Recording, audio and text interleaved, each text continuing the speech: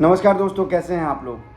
संसद का सत्र चल रहा है, लिहाजा व्यस्तता की वजह से मैं वीडियो नहीं बना पा रहा था। और अभी भी संसद का सत्र चल रहा है। सबसे बड़ी चर्चा चल रही है, सरकार के खिलाफ अविश्वास प्रस्ताव विपक्ष ने लाया है। उस पर चर्चा चल रही है, पूरे देश की निगाह है। आप भी चर्चाएं सुन रहे होंगे। और मैं तो खुद संसद सत्र में वहाँ मौजूद रहता हूँ, इसलिए मैंने जो देखा वो सोचा आपको आज बताऊँ।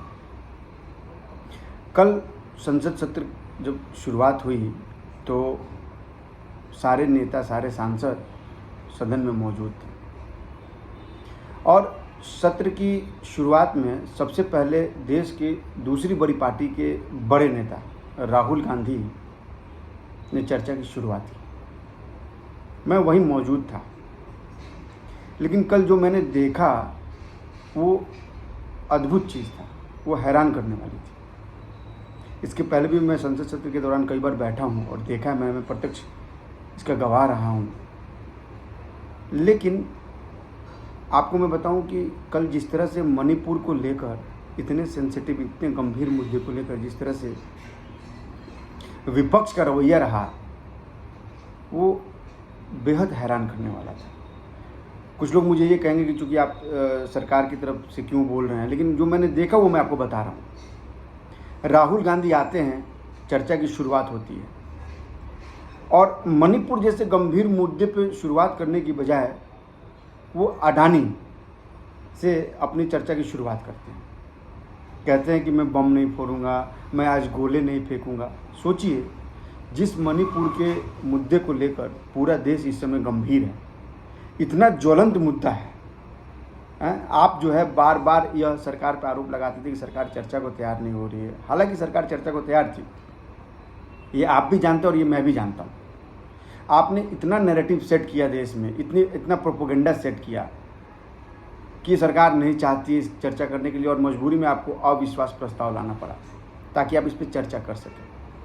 और चर्चा के दौरान आप चर्चा की शुरुआत करते हैं अडानी से। क्या अडानी जो है वो मणिपुर से ज़्यादा बड़े मुद्दा है? क्या अडानी से चर्चा की शुरुआत कर आपका जो मानसिकता है आपकी, वो ऐसा नहीं लगता कि आप मणिपुर पे चर्चा को लेकर गंभीर नहीं है? आप अडानी के चर्चा की शुरुआत करते हैं और आप बाद में आते हैं मणिपुर पे। और जब आप मणिपुर की शुरुआत करते हैं चर्चा की, तो आप कहते हैं कि भारत माँ की हत्या हुई है। अरे भाई, भारत माँ की हत्या कैसे हुई है? क्या इसके पहले मणिपुर में और देश में कहीं दंगे नहीं हुए हैं? क्या 1983 में मुरादाबाद में जो दंगे हुए थे उसको कोई भूल सकता है क्या?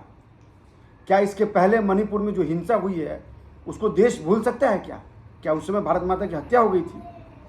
अगर देश में कहीं कोई घटना होती है तो क्या वो भारत माँ की हत्या होती है? और उसके बाद देखिए, जो सबसे हैरान करने वाली बात है, जब इस मुद्दे पर केंद्रीय मंत्री स्मृति ईरानी जवाब देने के लिए उठी तो राहुल गांधी वहाँ से गायब हो गए, सदन से गायब हो गए। मैं गवाह था उसका, मैं वहीं था। अब आप सोचिए, जिस फ्लाइंग किस की बात कह रहे हैं आप, मणिपुर जैसे गंभीर मुद्दे पे आप संसद में ऐसे फ्लाइंग किस देते हैं।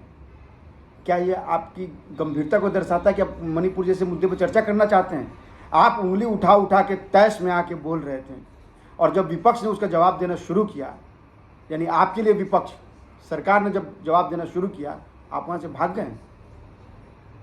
जब अमित शाह ने यूपीए सरकार के भ्रष्टाचार के मुद्दे को गिनाना शुरू किया और दंगों की पूरी फहरिस्त बतानी शुरू की, आप वहाँ से नदारद थे। अगर आप मणिपुर को लेकर इतने सेंसिटिव थे तो आपने उस चर्चा में पूरी तरह से भाग क्यों नहीं लिया? आप अपने आप को देश का प्रधानमंत्री समझते हैं क्या, कि जब प्रधानमंत्री जवाब देंगे तब आप जवाब सुनने के लिए आएंगे?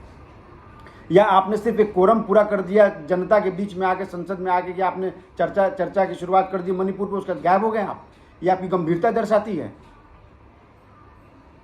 मैं पत्रकार हूं, मैं निष्पक्ष रूप से आपको बता रहा हूं, मैं तो संसद में मौजूद था, मैं इसका गवाह हूं।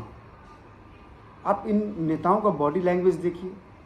भारत माँ की हत्या की बात कहते हैं राहुल गांधी, और कांग्रेस जो ताली बजाती है, ताली पीटती है। मणिपुर में आप जाते हैं, वहाँ पे नाटकीय ढंग से वहाँ ड्रामा करते हैं। आपके नाटक को क्या जनता नहीं देख रही है क्या?